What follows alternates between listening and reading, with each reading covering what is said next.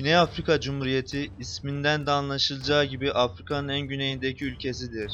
Güneydoğusunda Hint Okyanusu, güneybatısında Atlas Okyanusu olurken ülkenin kuzeydoğusunda Zimbabwe, Mozambik, Eswatini, kuzeybatısında Namibya, kuzeyinde Botswana ve ülke toprakları içinde yer alan Lesotho vardır. Ülkenin nüfusu 2019 verilerine göre 59 milyon civarında ve dünyanın en kalabalık 25. ülkesidir. Bu nüfusun %80,7'si siyahiler oluştururken %8,8'i renkliler, %7,9'u beyazlar, %2,6'sı Asyalılar oluşturmaktadır. Güney Afrikalıların %78'i Hristiyan dinine mensup iken az da olsa %2'lik bir kısmı da Müslümandır. Geriye kalan kısım ise ateist ve diğer dinlerden oluşmaktadır. Yüzölçümü 1.221.037 km² ve dünyanın en büyük 25. ülkesidir. Ülkenin 3 başkenti vardır. Bunlar yasama alanında Cape Town, yürütme alanında Pretoria ve yargı alanında Bloemfontein. Ülkenin en büyük şehri ise 5 milyon nüfusuyla Johannesburg'dur. Burayı Cape Town ve Durban takip etmektedir. Bunun dışında ülkenin 11 resmi dili vardır. Bunlar İngilizce, Afrikanca, Güney Nedebele, Güney Soto, Kuzey Soto, Swati, Tsonga, Tswana, Benda, Xhosa, Zuluca. Ayrıca bu ülkenin 5 ayrı dilde yazılmış ulusal marşı da vardır. Ülke Güney Yarımküre'de olduğu için Kuzey Yarımküre'nin tam aksine mevsimler yaşanmaktadır. Yani Haziran, Temmuz, Ağustos aylarında kış mevsimi yaşanırken Aralık, Ocak, Şubat aylarında ise yaz mevsimi yaşanmaktadır. Güney Afrika birçok iklime ev sahipliği yapmaktadır. Bu iklimleri anlatmak gerekirse ülkenin Ümitburnu ve çevresinde Akdeniz iklimi özellikleri görülürken Namibya sınırına yakın bölgelerde çöl iklimi, batı kıyı kesimlerinde kurak iklim ile birlikte ılıman okyanusal iklim, iç kesimlerinde ve güney kıyı kesimlerinde ise yarı kurak iklim yaşanmaktadır. Ortalama yaşam süresi 63 yıl, okuma yazma oranı %94, işsizlik oranı %30'dur.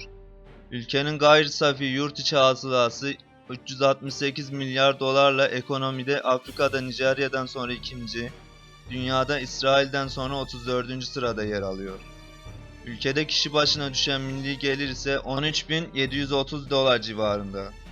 Güney Afrika yeraltı madenleri açısından çok zengin bir ülke. İhracat gelirlerinin yarısını madenler oluşturuyor. Bunlar krom, altın, elmas, kömür, demir cevheri, nikel, titanyum, platin ve diğerleri.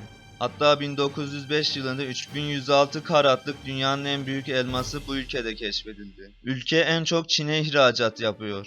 Burayı sırayla ABD, Japonya ve Hindistan takip etmektedir. Bunun yanında turizm sektörü de ülkenin gelir getirici sektörleri arasında yer alıyor. Hollandalılar 1652 yılında buraya gelip Hollanda Doğu Hindistan Şirketi adı altında sömürge faaliyetlerini sürdürdü. Bölgeye Endonezya, Hindistan gibi ülkelerden getirdikleri birçok köleyle zamanla beyazlar evlenerek renkliler olarak sınıflandırılan grubun üyeleri oluştu.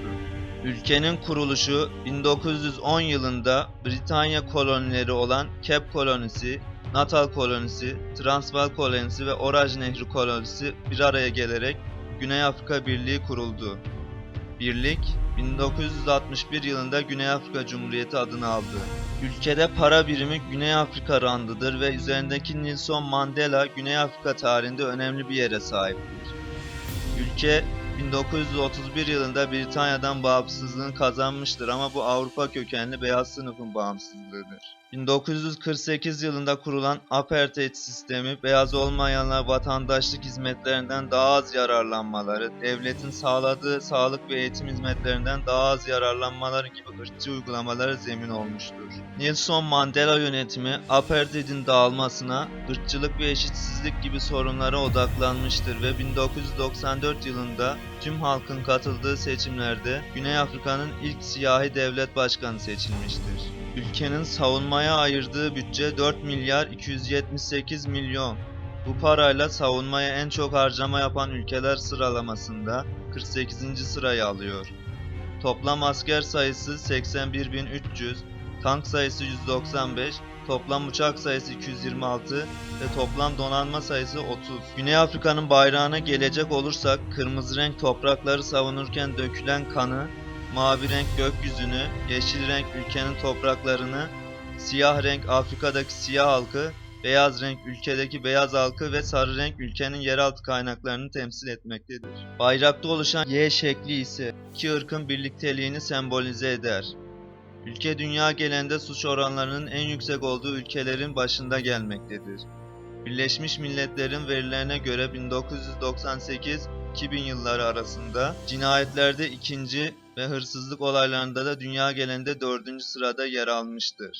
Ülkenin en yüksek noktası Lesotho sınırına yakın bir konumda bulunan ve 3450 metre ile Mafadi Dağı'dır. Afrika'nın en güneydeki noktası olduğu sanılan Ümit Burnu, aslında kıtanın gerçek güney ucu buranın 160 kilometre güneydoğusundaki Agulhas Burnu'dur. Ülkenin en uzun nehri ise 2200 kilometre olan Turuncu Nehri'dir. Bu nehir, sulama ve hidroelektrik santralleri için su sağlayarak Güney Afrika ekonomisine büyük katkı sağlıyor. Ülkede mutlaka görülmesi gereken yerlerden biri ise Masa Dağı. Dağın Masa isminin almasının sebebi üst kısmının masa gibi düz olmasıdır. Bu dağın başka bir özelliği ise gezegenin manyetik, elektrik veya ruhsal enerjiyi yaydığı 12 ana enerji merkezinden biri olduğuna inanılıyor. 20.000'den fazla bitki türüne ev sahipliği yapan bu ülkede 2200 kadar bitki türü de Masa Dağı'nda bulunuyor. Cape Town'da bulunan, zirvesi 1085 metreyi bulan bu dağ ülkenin en turistik yerlerindendir. Boulders plajı, Cape Town'da bulunan ve 1982 yılında buraya getirilen penguenlerle dünyaca üne kavuşmuştur. Daha sonra penguenlerin sayısı artmış ve burası sık sık ziyaret edilen serinleme merkezlerinden birine çevrilmiştir. Kruger Ulusal Parkı, Güney Afrika'nın Limpopo ve Mpumalanga şehirleri arasında bulunan ve 19.485 kilometre kare alanı kaplayan bölge, aslan, zebra, fil, bufalo, antilop gibi 500'den fazla canlıya ev sahipliği yapıyor. İnsanlığın beşiği. Bölgenin böyle anılmasının sebebi, dünyada toplu olarak en fazla fosile ulaşılan nokta olmasıdır. Fosillerin bir kısmı keşfedilmiş en eski fosillerdendir. Bazılarının yaşı 3,5 milyon yılı bulmaktadır. Ve bu bölge 1999 yılından bu yana UNESCO Dünya Mirası listesindedir. Dünya Kupası'na ev sahipliği yapan tek Afrika ülkesi olmasının yanında turnuvaya ev sahipliği yapıp da en başarısı olan ülke Güney Afrika. Dünyadaki ilk insandan insana kalp nakli 3 Aralık 1967'de Dr. Christian Barnard tarafından Cape Town'daki Groote Schuur Hastanesi'nde gerçekleşti.